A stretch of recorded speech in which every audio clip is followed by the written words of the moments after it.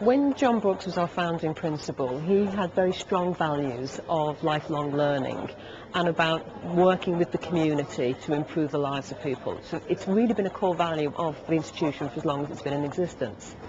Now, sustainability is very much a core value, and it's actually in our mission statement that the university will be sustainable in everything it does. Oxford Brookes has sustainability as one of its core values.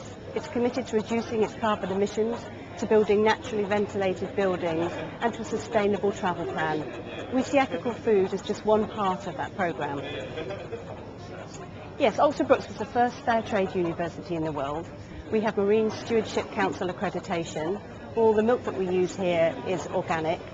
We have the Compassion in World Farming Good Egg Award, and we're working towards the Good Chicken Award.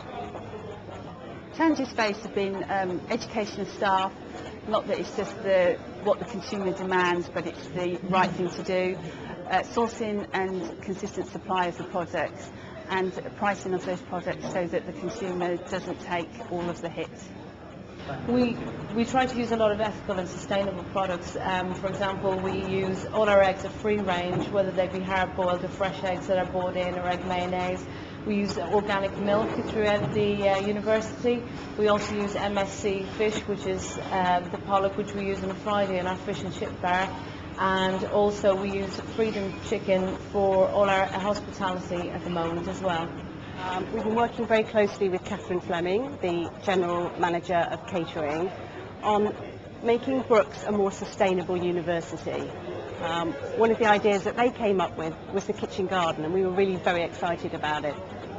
We see it as a really great addition to our programme of sustainable events across the university.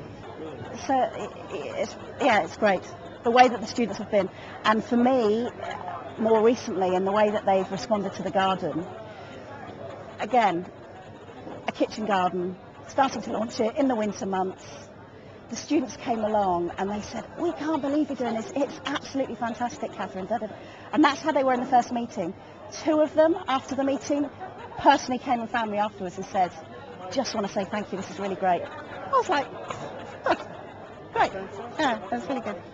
We have 24 plots in the garden. They're allocated both to staff and students, and they're really their own plots. They're theirs to grow what they want and to use the produce as they want. Definitely, it is a fantastic initiative.